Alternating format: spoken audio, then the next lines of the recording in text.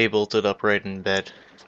She could swear she heard something, a crack, a thump, something low and bassy, but sudden and loud, and it came from beyond the closed door to her bedroom. She moved her phone aside to see the bright red numbers on her nightstand radio. 3:03 a.m.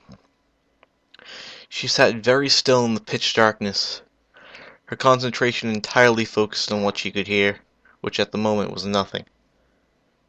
A minute crept by.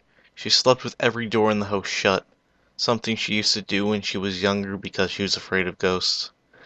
She realized it was stupid to assume a ghost would bother to open the door, but it made her feel safer. Just as pulling the blankets over her head did, which she contemplated doing. What am I doing in Hiker Falls, she asked herself.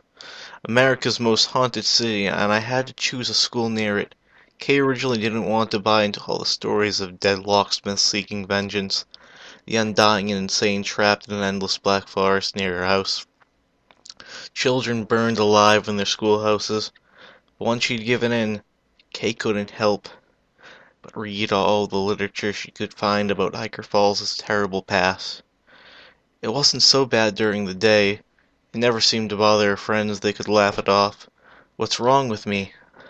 I jump at every noise and shadow. Another minute. Still listening and hearing nothing. Her eyes adjusted and she now could make out details of her dark room. The bedroom door was shut.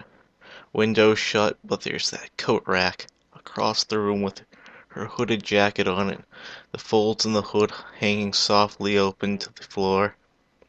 Sleeves wrinkled but still neat at the sides. It wasn't hard to imagine a body or torso floating inside that jacket. The hood lowered to conceal some terrible sunken, bleeding face with eyes like wounds. Any time now the sleeves would slowly lift up and start reaching for the bed. Was that the sound of something sliding along the wall outside? No, stop! She squinted a little and could see her closet door, not shut all the way, open just an inch. That inch seeming far darker than all the other corners of this room combined. What stares out from that inch? She thought. What waited inside until the dead of night?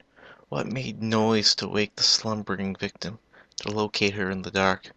What needed only a single inch to slip out into reality like a black cloak ragged with fangs, scraping the edges of the closet door like clawing chalkboard as it pressed its way out? Kay listened again, gripping her covers tightly to her face. Another thump. Wood on wood, wood on brick, a squeal of casters, low rumbles. These sounds were real. Were they inside the house? If they were, they'd be in the front room, 2 doors away. Suddenly, Kay felt electricity crawl up her spine at the distant ringing sound of metal jingling like silverware crisscrossing. Like a cannibal from a cartoon, her skin crawled. What was that story, she thought, without forming words as she sat petrified in the dark? The old hag, quite dead, reaching from her grave from the top of her tombstone to pull herself out, like some single-rung ladder to hell. Stop it! She used to live in this house. More muted thumps from the cupboards. She was murdered in this bed. Shut up! She's missing one small bone from her calf, and she's come back for it. No! Stop it! Or the ghost of a child, a poltergeist, not haunting one house, but the whole town. Shut up! Making it his playground in death. The sound of something heavy dragging, vibration. He often finds an unwilling playmate in his victims. No! But if you are lucky, he will show you what the flames did to his body. Enough! She was remembering yet another story when she heard a click.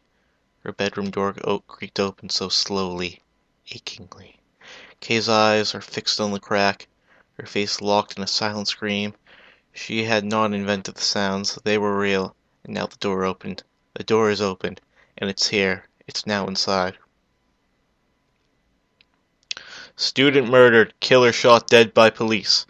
False police shot and killed Killed a burglar early this morning, but not before he had fatally stabbed a woman in her Alethea home during an aborted robbery attempt. Officials say Travis Wayne Garrell, 36, broke into the home of student Kayla Harris, 23, around 3 a.m. Garrell was witnessed wielding a knife as he exited the home, and when police confronted him, he refused to drop the weapon. Police say that although the house was in disarray from Garrell's search for valuables, there was no sign whatsoever of a struggle in the bedroom. It was peculiar that 20 minutes passed between the break-ins and her death, said Falls Police Commissioner Honora Volney. She died with the phone right beside her, untouched. We don't know why she didn't feel compelled to dial for help at the first signs of trouble.